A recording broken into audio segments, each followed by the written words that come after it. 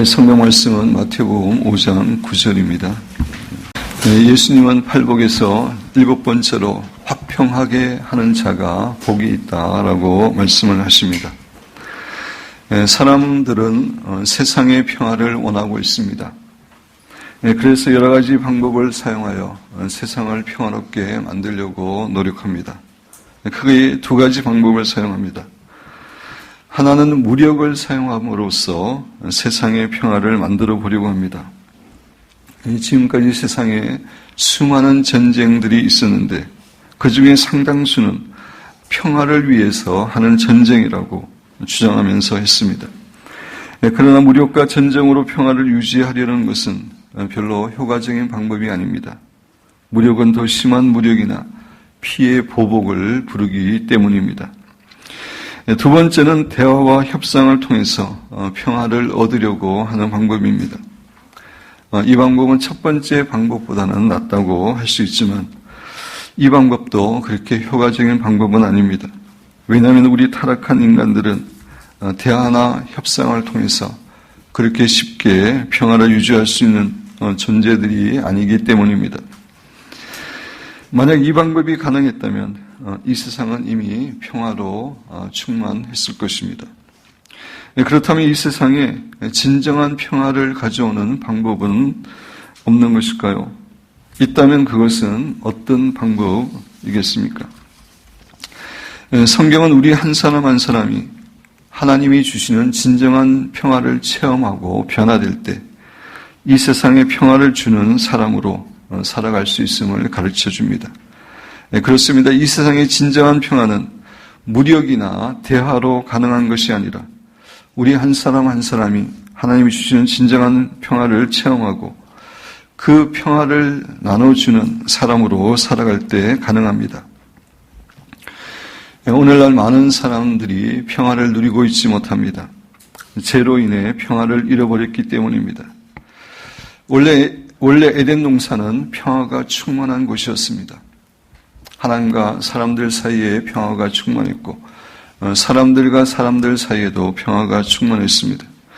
그러나 아담과 하와가 선악을 알게 하는 나무의 열매를 따먹고 나서 에덴 동산의 평화는 순식간에 파괴되고 말았습니다. 불순종의 죄로 인해 하나님과 인간 사이의 평화, 인간들 사이의 평화가 파괴되고 말았습니다. 그 결과 사람들은 하나님에 대해서 두려워하거나 대적하거나 무시하게 되었고 다른 사람들에 대해서는 미움과 시기와 질투의 마음을 가지게 되었습니다. 이것을 근본적으로 해결하지 않고는 진정한 평화를 이 세상은 누릴 수 없습니다. 그런데 이 해결 방법은 우리의 힘으로는 우리의 노력으로는 할 수 없는 것입니다. 그래서 예수님은 이 땅에 오셔서 십자가를 지심으로 적대적 관계에 있었던 하나님과 우리 인간 사이의 관계를 화평의 관계로 만들어 주셨고 또 서로 미워하고 갈등하는 관계에 있던 사람들의 관계도 화평의 관계로 만들어 주셨습니다. 여러분 교재 골로새 1장 20절 그의 십자가의 피로 화평을 이루사 만물 곧 땅에 있는 것들이나 하늘에 있는 것들이 그로 말미암아 자기와 화목하게 되기를 기뻐하심이라. 예수님은 보혈을 통해서 하늘과 땅에 있는 모든 것들이 자신과 화목하게 하셨습니다. 특별히 죄에 빠져서 하나님과 원수되었던 우리들을 하나님과 화목하게 하셨습니다. 또 예수님의 십자가의 보혈은 사람들 사이에 화평을 가져왔습니다. 에베소 2장 13절 이하에 이제 전에 멀리 있던 너희가 라고 하는 것은 멀리 이렇게 갈등 관계에 있었던 유대인과 이방 사람들과 그런 의미입니다. 그리스도 예수 안에서 그리스도의 피로 가까워졌느니라. 그는 우리의 화평이신지라 둘로 하나를 만드사 유대인과 이방인들을 하나로 만드사 원수된 것 곧 중간에 막힌 담을 자기 육체로 하시고 중간에 막힌 담은 율법의 높은 벽입니다. 그 율법 때문에 유대인과 이방 사이에 담이 있었고 갈등이 있었습니다. 그것을 예수님이 육체로 십자가로 하시고 법정으로 된 계명의 율법을 폐하셨으니 이는 이 둘로 유대인과 이방인들로 자기 안에서 한 세 사람을 지어 한 세 사람은 교회입니다. 지어 화평하게 하시고 또 십자가로 이들을 한 몸으로 하나님과 화목하게 하려 하심이라. 원수된 것을 십자가로 소멸하시고 또 오셔서 먼데 있는 너희에게 평안을 전하시고 가까운 데 있는 자들에게 평안을 전하셨으니 이는 그로 말미암아 우리 둘이 유대인과 이방인들이 한 성령 안에서 하나님께 나아감을 얻게 하려 하심이라. 예수님의 보혈은 유대인과 이방인 나아가서 모든 사람들 사이에 평화를 가져오는 것이었습니다.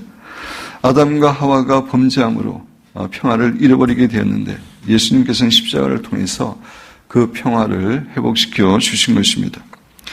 우리가 이 예수님의 십자가를 통해 주시는 하나님의 평화를 체험할 때만이 우리는 이 세상에 화평을 가져오는 자로 살아갈 수 있습니다. 유명한 신학자 칼 바르트가 어느 날 세계 평화를 위해서 노력하고 있는 유엔에 가서 특별 강연을 했습니다. 그때 그는 자신의 강연을 듣고 있던 각국의 대표들에게 이렇게 말했다고 합니다. 여러분은 세계 평화를 위해서 각국을 대표해서 여기서 모여서 연구하고 논의하고 결의합니다. 그런데 매우 미안한 얘기지만 여러분들이 아무리 연구하고 논의하고 결의한다 할지라도 여러분을 통해서는 세상의 평화가 오지 않습니다. 세상의 평화는, 세계의 평화는 오직 예수님께서 우리에게 오실 때만 이루어질 것입니다. 라고 이야기했다고 합니다. 그렇습니다. 진정한 평화는 예수님께서 우리에게, 각자에게 오실 때 그 평화가 이루어지고 예수님의 사랑과 은혜를 경험한 사람들만이 이 세상에 평화를 가져올 수 있는 것입니다. 제가 일본에서 외국 선교사로 사역을 하고 있을 때에 일본 선교사로 사역하고 있던 북아일랜드의 한 선교사님의 간증을 들은 적이 있습니다. 그분은 휴 브라운이라는 분으로 주로 일본의 감옥에서 전도하며 사역하는 그런 선교사님이셨습니다. 이분은 이전에 북아일랜드의 테러리스트였습니다. 북아일랜드에 IRA라고 하는 유명한 테러 단체가 있었는데 그 테러 단체와 대항해서 테러를 일으켰던 테러 단체에 속한 회원이었습니다. 그는 14살 때 그 단체에 들어가서 반대 테러 조직인 IRA의 조직원들과 피튀기는 그런 갈등과 싸움을 했다고 합니다. 그런 범죄의 결과 결국 장기간의 형을 선고받고 감옥에 갇히게 되었습니다. 그런데 감옥에 있던 어느 날 배너라는 영화를 보면서 예수님의 사랑과 은혜를 체험하게 되었고 예수님을 구세주와 주인으로 영접하게 되었습니다. 그런데 자신처럼 테러 단체에 속했던 사람들이 예수님을 영접하는 것은 자신의 조직을 배신하는 걸로 간주되기 때문에 보통은 조직의 다른 동료들에 의해서 죽임을 당하는 경우가 많다고 합니다. 근데 자신은 하나님의 특별한 도움으로 감옥에서 죽지 않고 보호를 받았다고 합니다. 그뿐만 아니라 자신의 달라진 모습을 통해서 자신의 조직에 속해 있던 많은 동료들도 예수님을 믿고 구원함을 받게 되었고 그들은 하나님 허락하시는 진정한 평화를, 화평을 체험하게 되었습니다. 그리고 한참 후에 북아일랜드의 IRA 테러 단체와 자신이 속했던 테러 단체 사이에 화해하자고 하는 그러한 운동이 일어나게 되었는데 그 화해 운동을 주도했던 사람들 가운데 많은 사람들이 감옥에서 예수 그리스도의 복음을 듣고 변화된 자신의 동료들이라고 말했습니다. 예전에는 어떻게든 상대방 조직의 사람들을 죽이려고 애썼던 그런 사람들이었지만 예수님이 주시는 진정한 화평을 체험하고 나서는 상대방 조직과 화해하고 평화를 유지하기 위해서 자신들의 목숨을 걸고 애를 쓰고 있다라고 하는 간증을 들은 적이 있습니다. 사랑하는 성도 여러분, 주님께서 주시는 진정한 화평을 경험한 사람들만이 진정으로 세상에 화평을 주는 역할을 감당할 수 있습니다. 예수님께서는 그러한 사람들이 진정한 하나님의 자녀들이고 그러한 사람들이 복이 있다고 말씀을 하십니다. 사랑하는 성도 여러분, 여러분과 저는 이미 예수님께서 주신 평화를 경험한 사람들입니다. 따라서 우리는 이 세상에 평화를 가져오는 사람으로, 화평을 가져오는 사람으로 살아야 됩니다. 그것이 우리 신자에게 주어진 사명입니다. 여러분 교재 고린도후서 5장 18절 19절 우리 같이 한번 읽어보겠습니다.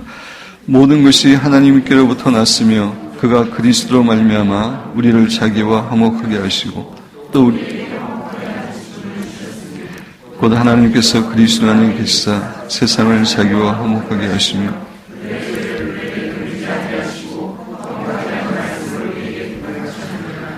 하나님께서 그리스도의 십자가를 통해서 하나님과 우리 사이를 화목하게 하셨을 뿐만 아니라 우리에게 다른 사람과 하나님을 화목케 하는 그러한 직분을 우리에게 주셨다고 사도 바울은 교훈해 주고 있습니다. 사랑하는 성도 여러분, 우리는 우리의 가정이나 우리의 학교나 우리의 직장이나 우리가 속해 있는 단체에 진정으로 화평을 가져다 주는 사람입니다. 이것이 이 땅에서의 우리의 신분이고 우리의 사명입니다. 그런데 화평을 가져다 주는 사람이 되기 위해서는 희생과 노력이 필요합니다. 예수님께서는 화평케 하는 역할을 하시기 위해서 말할 수 없는 고난과 희생을 십자가에서 당하셨습니다. 화평은 그냥 오는 것이 아니라 기꺼이 희생과 대가를 치르려고 하는 자세를 갖고 있을 때, 다시 말씀드려서 우리가 기꺼이 우리 자신의 혈기를 죽이고 다른 사람을 이해하고 용서하려고 하고 또 우리의 권리조차도 이익조차도 포기하려고 하는 마음이 있을 때 우리는 세상에 화평을 주는 사람으로 살아갈 수 있습니다. 예수님께서는 그러한 사람이 진정으로 복 있는 사람이고 하나님의 자녀라고 일컬음을 받게 될 것이라고 말씀하셨습니다. 사랑하는 여러분과 저는 예수님처럼 이 세상에 화평을 가져다 주는 사람이 되어서 진정으로 복이 있고 하나님의 자녀로 인정받는 축복된 성도들이 되시기를 주님의 이름으로 축원드립니다.